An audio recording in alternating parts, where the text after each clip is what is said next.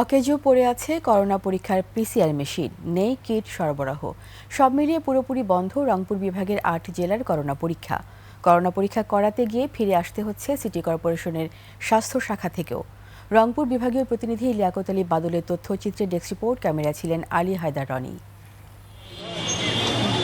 আবারও চোখ রাঙাচ্ছে করোনা সংক্রমণ বাড়ার আশঙ্কা রংপুর বিভাগের ৮ জেলাতেও। তবে করোনা আক্রান্ত হয়েছেন কিনা নিশ্চিত হতে পারছেন না ৮ জেলার মানুষ।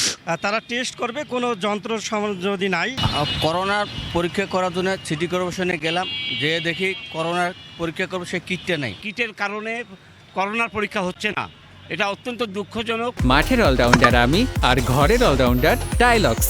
টাইলক্স টয়লেট ক্লিনার, ক্লিন মানেই টাইলক্স।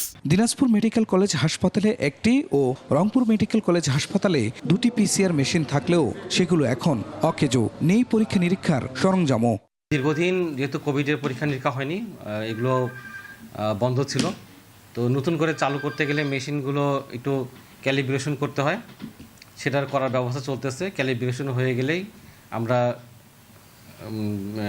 স্বাস্থ্য অধিদপ্তর থেকে আরটিপিসিআর এর কিট পেলে এটা আমরা পরীক্ষা এখানে আবার শুরু করতে পারবো। রংপুর সিটি কর্পোরেশনের স্বাস্থ্য কর্মকর্তা বলছেন, কিট সংকটে তারাও করোনা পরীক্ষা করতে পারছেন না। করোনা ভাইরাস পরীক্ষার জন্য যে কিটটি প্রয়োজন সেটি আমাদের কাছে বর্তমানে নেই। এটি যখন সাপ্লাই আমরা হাতে পাবো, সরকারিভাবে আমরা যখন হাতে পাবো, আমাদের জনবল রেডি আছে, আমরা আবার আমাদের সিটি কর্পোরেশন এরিয়ার জনগণকে সেবা দিতে পারবো। করোনা সংক্রমণ থেকে রক্ষা পেতে স্বাস্থ্যবিধি মেনে চলার পরামর্শ চিকিৎসকদের। খুরশিদ আলম, ডেস্ক রিপোর্ট, ২১শে টেলিভিশন।